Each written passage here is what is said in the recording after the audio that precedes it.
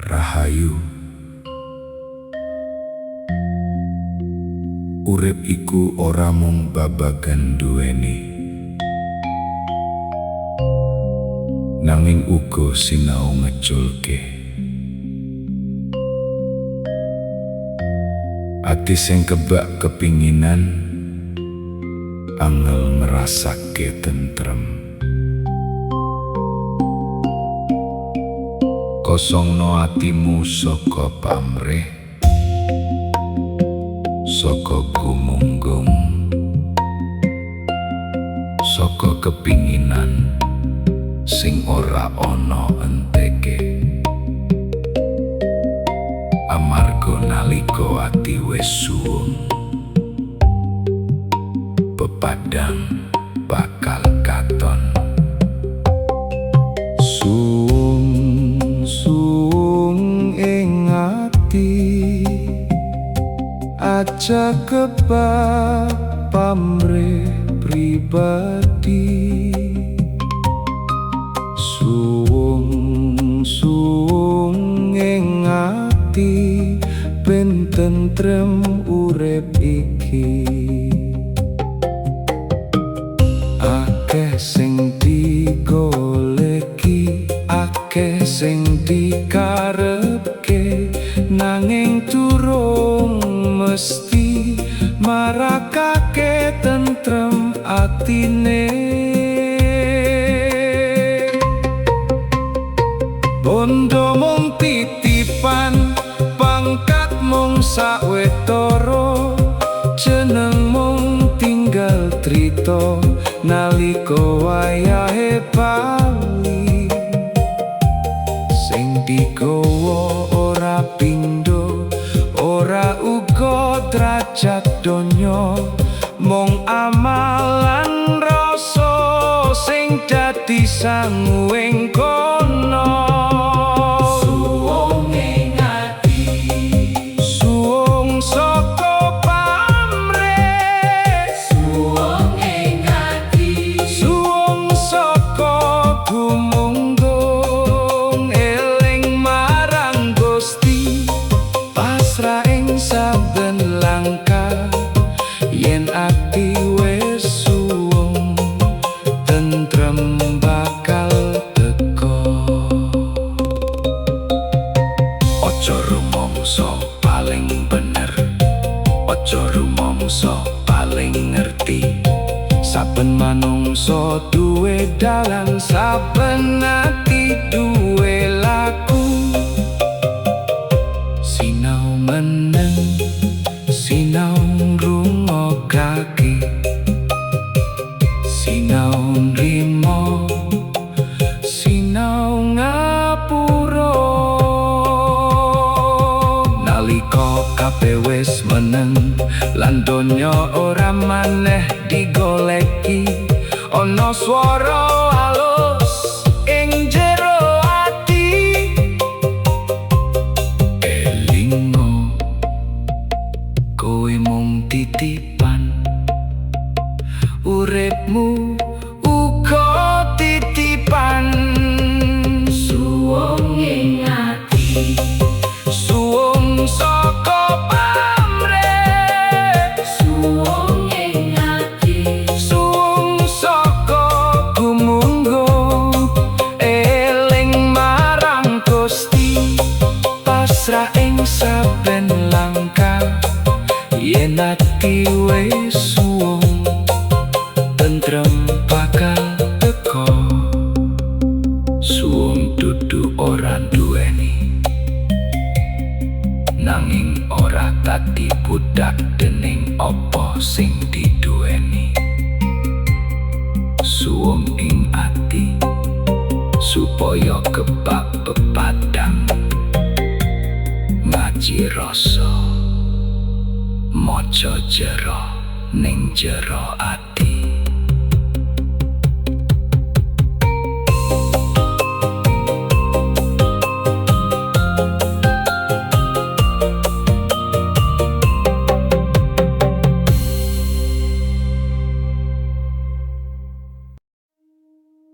Rahayu. Assalamualaikum warahmatullahi wabarakatuh. Sedulur, ojo kesusu nyawang uripe wong liya, ojo kesusu rumangsa ketinggalan. Sing wis tekan durung mesti luwih dhisik, sing isih mlaku durung mesti kalah. Amarga Gusti ora nate salah marang wektu lan dalane saben manungsa. Ojo kesusu, lakoni wae kanthi eling.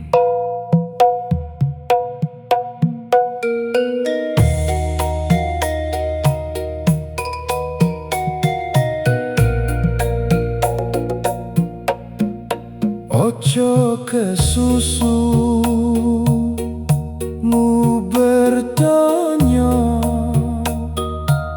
nganti lali karo awake dhewe. Ojo kesusu goleki bondo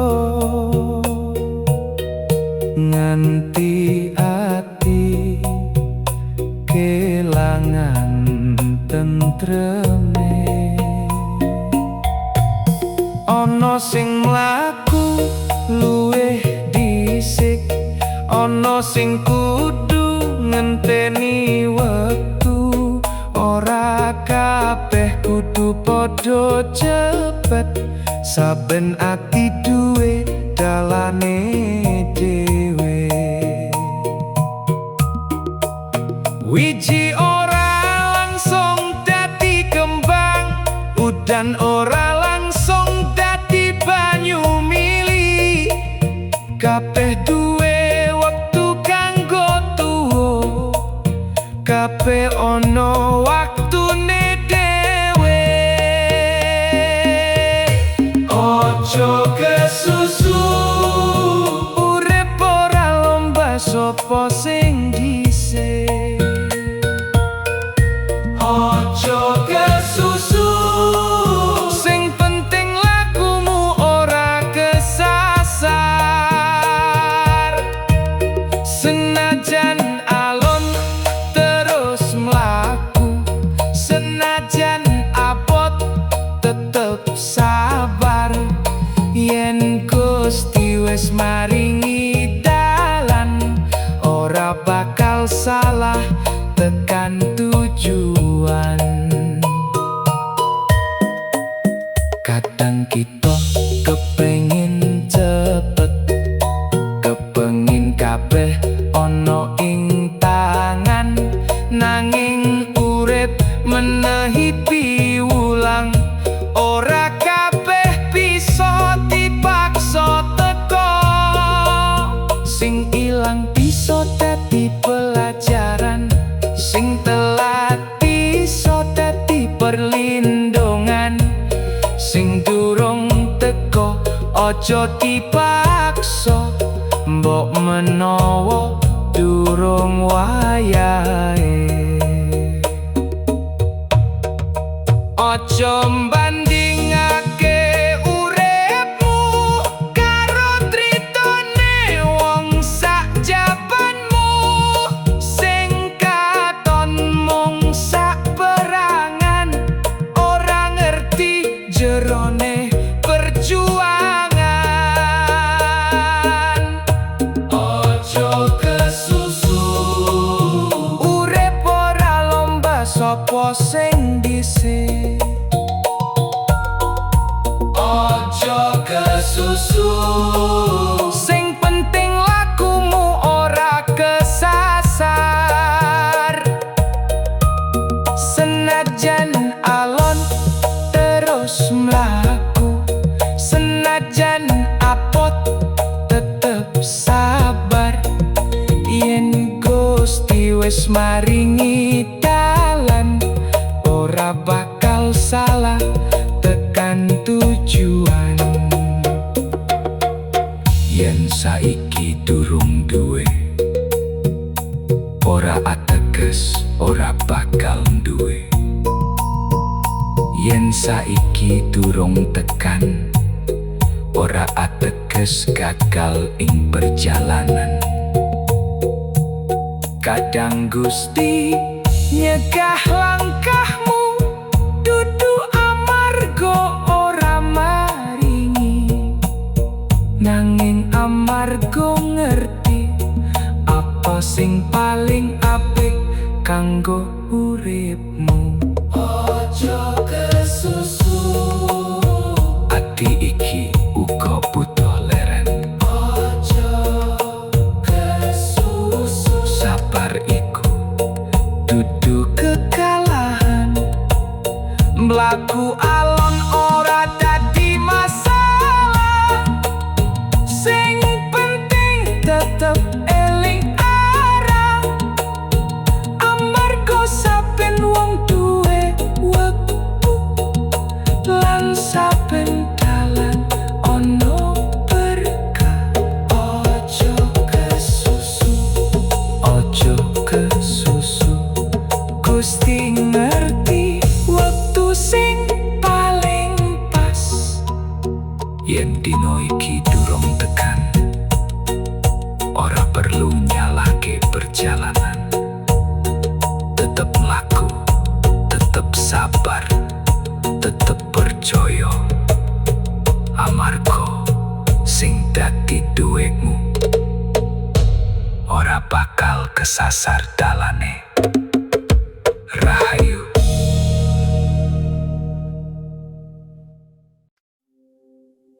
Rahayu. Assalamualaikum warahmatullahi wabarakatuh. Ora kabeh sing becik kudu katon. Ora kabeh kabecikan kudu dingerteni wong. Kadang tangan iki cukup menehi, tanpa kudu ngenteni matur nuwun. Kadang ati iki cukup ikhlas, tanpa kudu njaluk pangalembono. Amarga sing kita goleki dudu pandangane manungsa, nanging ridaning Gusti.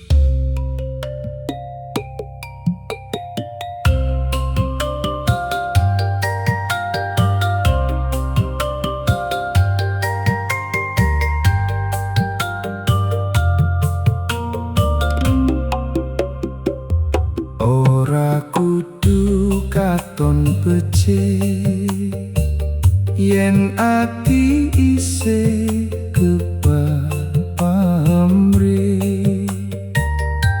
Ora kudu akeh pangucap,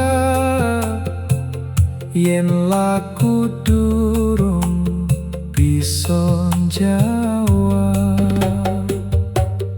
Ono sing meneng nanging migunani, ono sing rame nanging sepi arti. Urip dudu mung babagan dipuji, nanging kepiye dadi pribadi.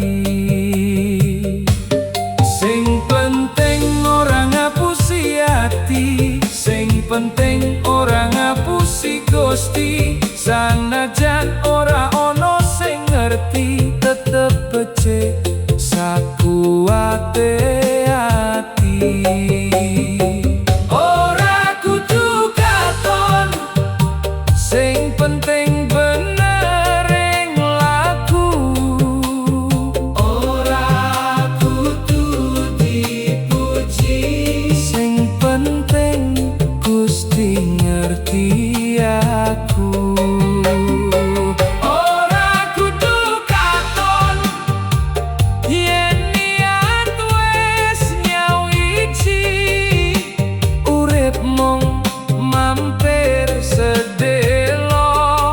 Ojo nganti kesasar goleki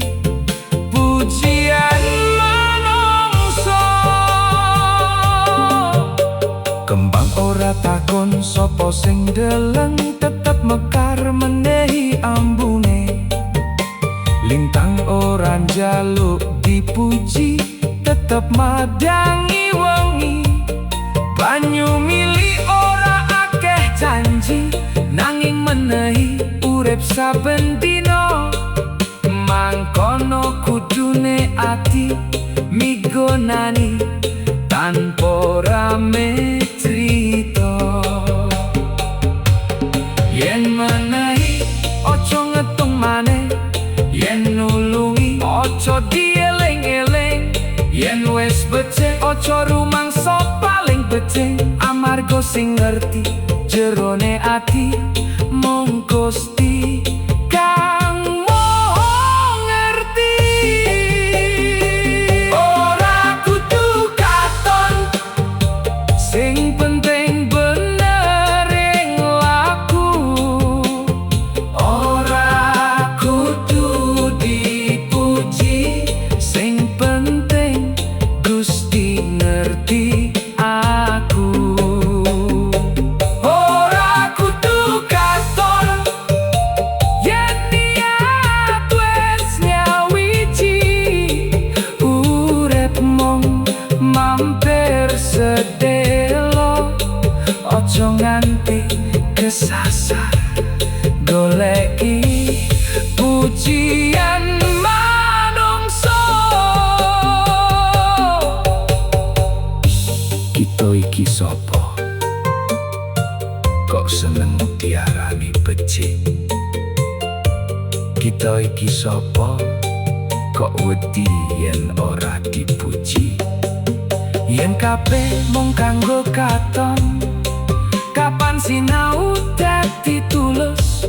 Menengo sedelo delengen jero ati, apa sing kita lakoni tenan kanggo Gusti. Ora kudu katon, sing penting Gusti mirsani. Ora kudu dipuji, sing penting resik ing ati. Ora kudu katon, becik tanpa pamrih. Nalika kabeh wis rampung, mung amal sing bakal ngancani. Ora kudu katon, ora kudu dikenal jenengmu. Cukup Gusti ngerti sapa awakmu lan apa lakumu. Mbok menawa kabecikan paling sejati, yaiku kabecikan sing ora perlu diumumake.